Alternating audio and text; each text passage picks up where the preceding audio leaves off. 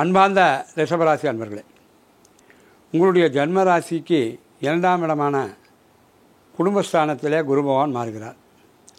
அவ்வாறு மாறுகின்ற குரு பகவான் 6ஆம் இடம் ருணரோகஸ்தானத்தை பார்வையிடுகிறார். அஷ்டமஸ்தானமான ஆயுஸ்தானத்தை பார்வையிடுகிறார். கர்மஸ்தானமான தொழில் ஸ்தானத்தை பார்வையிடுகிறார். இதனால் இதுகாரும் நிச்சயமாகாத திருமணமாகாத இளைஞர்களுக்கும் இளைஞர்களுக்கும் நல்லபடியாக திருமணம் நிச்சயம் நடந்தேறும். உங்களுடைய வார்த்தைகளுக்கு நல்ல மதிப்பு மரியாதை சமூகத்திலே ஏற்படும். பதவி புகழ் பேர் அனைத்துமே விரும்பியபடி வந்து சேரும். தடப்பட்ட அனைத்து சுபகாரிய நிகழ்வுகளும் ஒவ்வொன்றாய் உங்கள் இல்லத்திலே நடந்தேறும். இல்லத்திலே மகிழ்ச்சி ததும்பும்.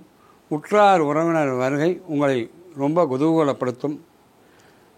கோர்ட் கேஸ் வியாஜ்யம் என்ற அழைப்பவர்களுக்கு இந்த வருடம் நல்ல வெற்றியை கொண்டு சேர்க்க காத்து கொண்டிருக்கின்ற வருடம். மேலும் புதிய வண்டி வாகன சேர்க்கை என்பது ஒரு சிலருக்கு நல்லபடியாக அமைந்துவிடும். உடல் ஆரோக்கியம் வெகு சிறப்பு.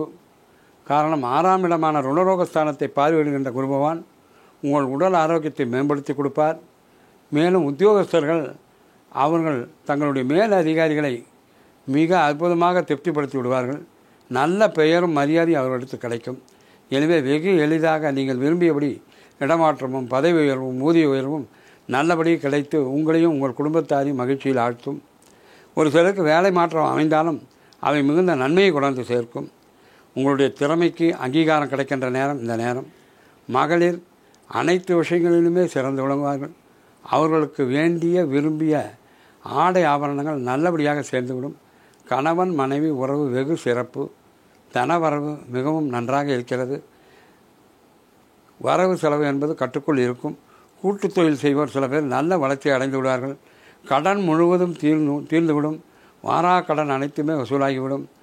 மொத்தத்திலே தொழிலே உங்களுக்கு புதிய சிந்தனை நல்ல லாபத்தை கொண்டு சேர்க்கும். விவசாயிகளும் அரசியல்வாதிகளும் இந்த ராசிக்காரர்களாக இருப்பின் மிகுந்த நன்மை அடையக்கூடிய காலமாக இந்த காலம் இருக்கப் போகிறது. மொத்தத்திலே 90 விழுக்காட்டுக்கு மேல் குரு பகவான் உங்களுக்கு நல்ல விதியை காத்து கொண்டிருக்கிறார்.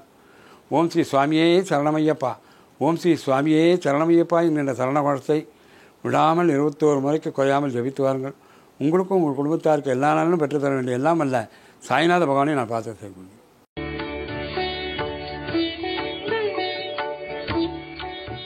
தமிழில் முதல் பக்தி சேனல் சாய் டிவி.